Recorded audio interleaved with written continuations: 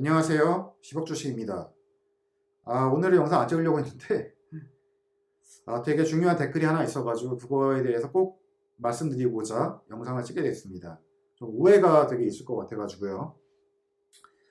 제가 말씀드리는 그 파도 타기의 핵심은 뭐냐면 마켓 타이밍을 예측하는 게 아니라 시장에 그냥 대응을 하는 겁니다. 제가 어떠한 능력이 있어가지고 마켓 타이밍을 예측을 하겠습니까? 만약에 제가 그 바닥과 하늘을 안다면 전 재산 몰빵해가지고 돈을 벌겠죠. 그게 안 되니까 전략을 세워가지고 대응 방법을 고민하고 그것을 연구하고 그렇게 지금 진행하는 거 아니겠습니까? 그리고 이 방식이 옳은 건지 나쁜 건지 그런 거는 잘 모르겠습니다. 하지만 저는 이게 장기 투자했을 때 폭락을 맞게 되면 심리적으로 굉장히 위축이 되기 때문에 그것보다는 시장에 대응을 하면서 좀 안전하게 가는 게 좋지 않을까라는 생각으로 저는 이러한 방식을 선택을 하고 있는 겁니다. 그래서 이 방식이 제가 이제 얘기를 드리면 여러분께서 이걸 듣고 괜찮은 방식이다 하시면은 따라 하시면 되는 거고, 아니면 좀 아닌 것 같으면 안 하시면 되는 거고, 아니면 이 중에서 필요한 것만 뽑아가지고 이용해 먹겠다 하면 그렇게 하면 되는 거잖아요. 그죠? 근데 모든 거에 대한 비판은 항상 논리적이어야 된다고 생각합니다. 무조건적인 비판은 그렇게 좋은 방법은 아닌 것 같습니다. 자, 어떤 분이 이렇게 지금 질문을 주셨는데, 그래프를 보고 마켓 타이밍을 맞출 수 있는 사람이 지구상에 몇 명이나 될까요? 계좌 인증하시고 방송해야 진정성이 있을 거다. 저는 마켓 타이밍을 맞출 수 있다고 얘기한 적이 단 한 번도 없습니다. 영상을 다시 한번 보시고요. 계좌 인증은 계속 하고 있습니다. 제가 지금 파도 타기 기법을 왜 이걸 해야 되냐면, 예를 들면 장기 투자를 한다고 생각을 해봅시다. 제가 예를 들면 지금 주가가 엄청 떨어졌잖아요. 그럼 예를 들면 작년 7월부터 이 TQQ를 적립식으로 모아가신 분들이 있을 거 아니에요.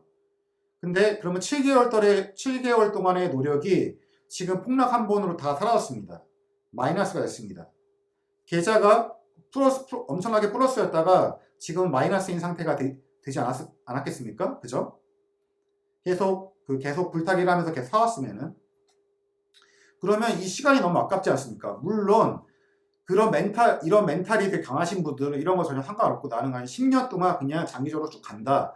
그런 분들은 제가 하는 거랑은 전혀 상관이 없는 또 다른 겁니다. 그런데 저는 멘탈이 그렇게 강하지가 않아요. 6개월 동안 노력을 했는데 한 방에 마이너스가 되면 저는 멘탈이 그렇게 좋지가 않습니다. 그렇게까지 장기 투자를 하고 싶은 마음도 없고요. 그래서 고민을 하다가 이런 방식으로 하면 어떨까 해서 제가 제안을 드리는 것 뿐입니다. 옳다는 것도 아니고 이게 맞다는 것도 아닙니다. 그냥 수많은 방법 중에 하나라고 받아들이시면 돼요. 계좌 인증을 해서 한번 인증을 하도록 하겠습니다. 제가 지난번에 2021년 12월 17일 날 매수를 했습니다. 왜 매수를 했냐? 17일부터 23일까지 매수를 했고요. 31일 날 매도를 했습니다. 근데 수량은 얼마 안 돼요. 왜냐하면 이때부터 시작해서 떨어지면 더 매수하려고 했거든요. 자, 이때 그래프를 보시면 제가 이때 17일 이때부터 매수를 했습니다. 왜 매수를 했냐? 제가 말씀드린 이평선이 무너지면서 큰 폭락을 했기 때문에 매수를 했고요. 여기서 사고 여기서 사고 여기서 사고 이런 식으로 했다가 여기서 반등이 오길래 매수를 멈춘 겁니다. 반등이 와서 매수를 멈췄고 기다리다가 고점에 와가지고 이 전고점에 와서 여기서 팔았습니다. 왜 팔았냐? 저는 지금 이 시장이 지금 이거 좀 이상하다고 생각했습니다. 왜냐하면 양적 긴축도 있고 금리 인상 이슈도 있고 인플레이션 이슈도 있는데 이렇게 지금 계속 올라갈 거냐는 대한 전 의문이 있습니다. 그래서 저는 여기서 판 겁니다. 시장이 저는 좋을 거라고 생각하지 않았기 때문에. 그래서 판 거예요. TQ에 대한 강력한 믿음이 없어서 그런 게 아니라, 만약에 여기서 제가 팔았는데 더 올라갔으면 그냥 그런가 보다 하고 말았을 겁니다. 왜냐하면 저는 또다시 이때 돌아가도 이때 팔 겁니다. 만약에 계속 올라갔다면 그냥 기다렸을 겁니다. 언젠가 떨어질 걸 생각하면서. 그게 제 방식입니다. 그런데 제가 이제 팔고 나서 이렇게 있다가 폭락을 했습니다. 그래서 폭락을 했으니까 다시 들어가야겠다고 생각을 했습니다. 이때부터가 내 집 찬스구나. 그래서 다시 들어갔습니다. 그래서 여기서 또 사기 시작한 거고요. 여기서 반등했잖아요. 이때는 안 샀고 다시 떨어져서 다시 매집을 시작한 겁니다. 자, 이분께서 또 질문을 주셨는데 전량 손절 매도하는 폭락 구간 언제로 잡냐? 저는 손절하지 않습니다. 제가 손절을 한다는 의미는 뭐냐면 기업의 본질적인 가치가 무너졌거나 시장이 완전 무너졌을 때, 예를 들면 리먼같이 금융사기가 터져가지고 시장이 완전 망가졌을 때는 팔아야 된다고 저는 생각을 하고 있고요. 그 다음에 뭐 닷컴 버블도 마찬가지고요.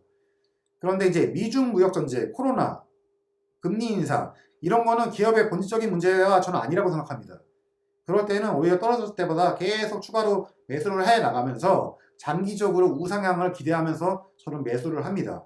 손절은 절대 하지 않습니다. 손절할 때는 그렇게 기업의 펀더멘탈이 기본적으로 무너졌을 때를 손절을 한다는 의미입니다. 그때는 손해가 많이 나도 손절을 하는 거고, 그렇지 않은 일반적인 모든 상황은 웬만하면 끊임없이 매수하면서 저점 매수하면서 물량을 쌓아간다는 의미입니다. 앞으로 만약에 어떤 사태가 터질지 모르겠는데 그때 상황에 따라서 대응이 달라진다는 의미로 받아줬으면 좋겠고요. 그래서 다시 이때부터 이제 매수를 들어간 겁니다. 그래서 현재 지금 계좌가 어떻게 되냐? 계속 떨어졌으니까 당연히 마이너스가 났겠죠. 그래서 불주는 지금 마이너스 25%, 1000주를 샀고요. TQQQ는 마이너스 16%, 1500만 원 정도 손해를 보고 있습니다. 1200주를 샀고요. 그렇지만 더 떨어져도 저는 계속 삽니다. 언제까지 살지 모르겠지만 떨어져도 계속 살 겁니다. 왜냐하면 저는 나스닥 100을 믿기 때문이죠. 결국에는 우상향할 거고 지금은 일시적인 조정이다. 근데 이게 이제 FOMC에서 얼마나 강하게 긴축을 할지, 매파적인 발언을 할지 그거에 따라서 달라질 거라고 생각을 합니다. 하지만 저는 그렇게 강하게까지 나오지는 않을 거라고 생각해요. 이미 시장이 많이 하락했는데 여기다가 또 한 번 강하게 나와가지고 완전 시장을 무너뜨리는 일까지 할까? 거기에 대한 약간 퀘스천이 있습니다. 그래서 제가 이제 FOMC 그 회의가 나오면 어느 정도 반등이 이루어지지 않을까 그렇게 생각을 하고, 지금 시장이 하락하고 있는 거는 그 금리 인상과 양적 기축에 대한 선반영을 하고 있는 중입니다. 밸류에이션 조정이지 폭락이 아니라고 저는 생각을 해요. 그래서 매수를 하고 있는 겁니다. 자, 오늘은 여기까지 하겠습니다. 감사합니다.